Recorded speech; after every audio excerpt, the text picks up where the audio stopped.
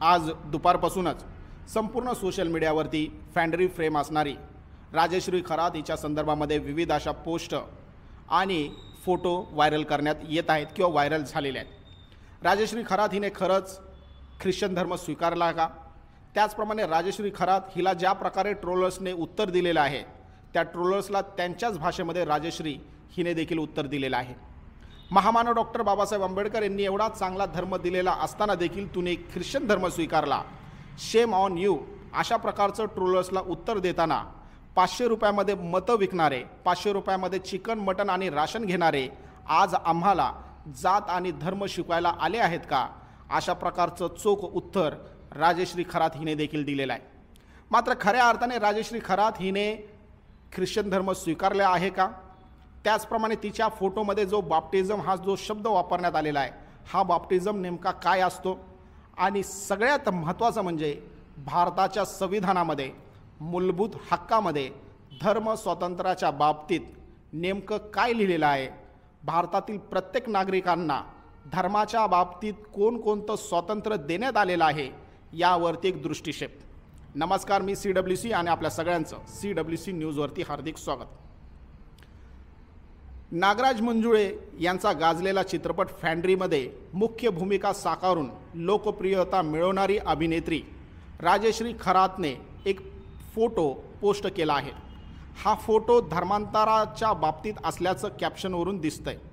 शालूने post केलेला photo पाहून चर्चांना उधाण आलेलं आहे। राजश्री खरात सोशल मीडियावरती सक्रिय आहे। तिचे फोटो व्हिडिओ ती नेहमीच पोस्ट करत असते।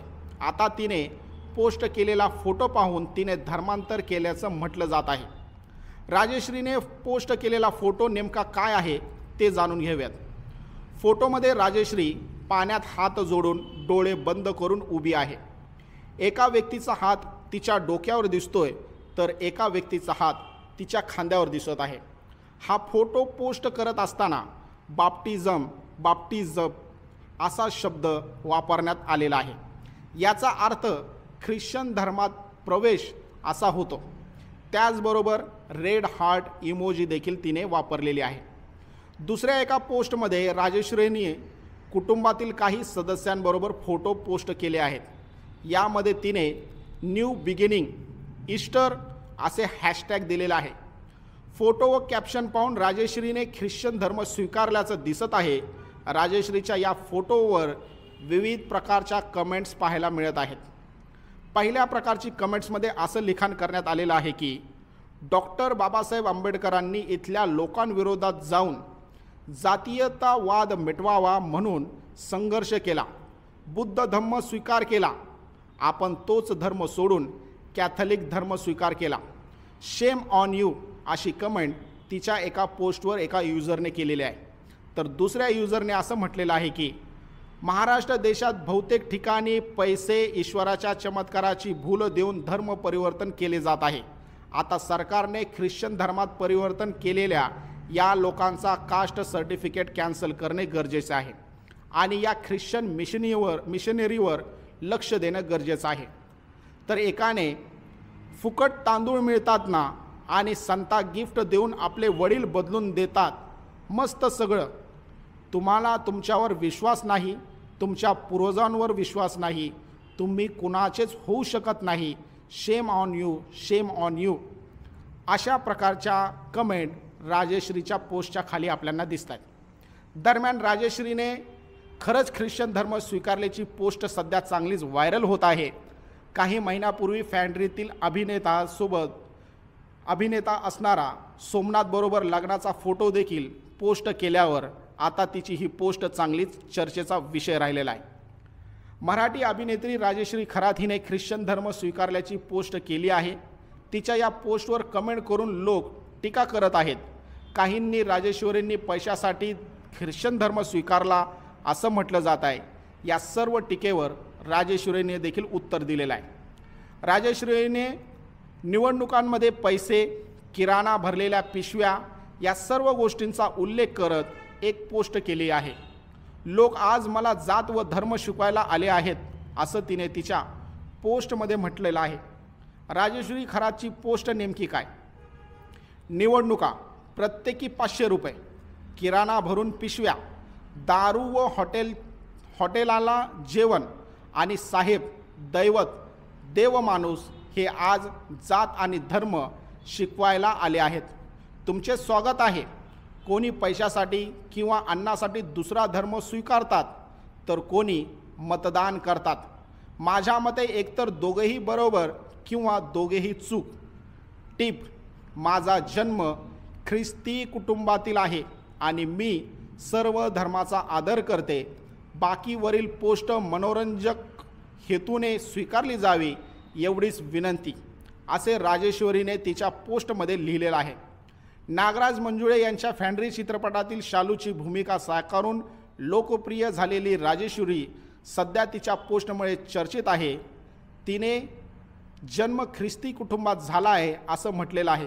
ट्रोल करणाऱ्यांना तिने सुनावलेलं असून निवडणुकीमध्ये वाटल्या जाणाऱ्या पैशांचा उल्लेख केलेला आहे.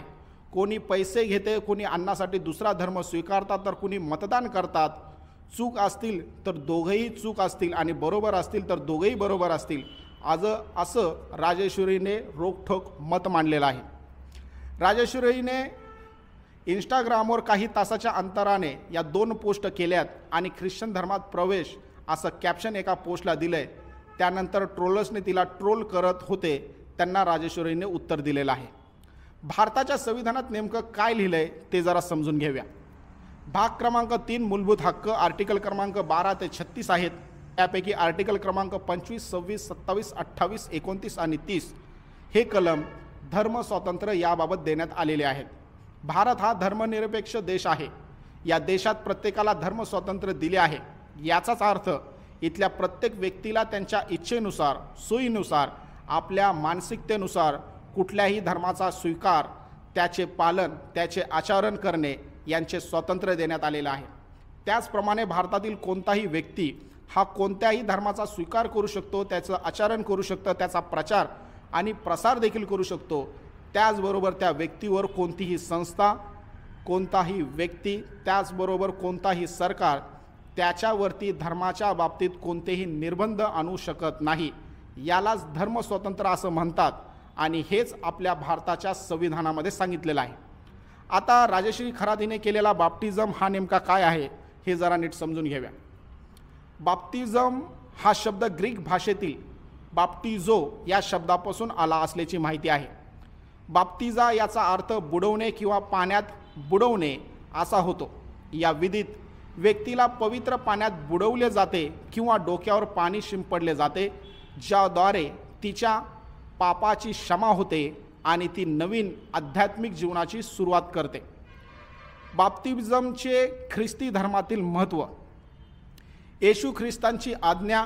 येशूने आपल्या अनुयायांना सर्व राष्ट्रातील लोकांना शिष्य बनवून त्यांना पित्याच्या, पुत्राच्या आणि पवित्र आत्म्याच्या नावाने बाप्तिस्मा देण्याची आज्ञा दिली होती. पापमुक्ती आणि नवीन जीवन. बाप्तिस्मा घेतल्याने व्यक्तीचे पाप क्षमले जातात आणि ती आध्यात्मिकदृष्ट्या नवीन जीवनात प्रवेश करते. ख्रिस्ताशी एकरूपता. बाप्तिझम हा ख्रिस्तांचा मृत्यू, गाडले जाणे आणि पुनर्स्थापन यांचं प्रतीक मानलं जातो. बाप्तिझमची प्रक्रिया नेमकी कशी असते? येशू ख्रिस्तांवर आपला विश्वास जाहीर करते. पवित्र पाण्याचा वापर. पाद्री किंवा धर्मगुरूंच्या उपस्थित पवित्र पाण्याने बाप्तिझा दिला जातो. प्रार्थना आणि आशीर्वाद. बाप्तिझा दरम्यान विशेष प्रार्थना केल्या जातात आणि आशीर्वाद देखील दिला जातो.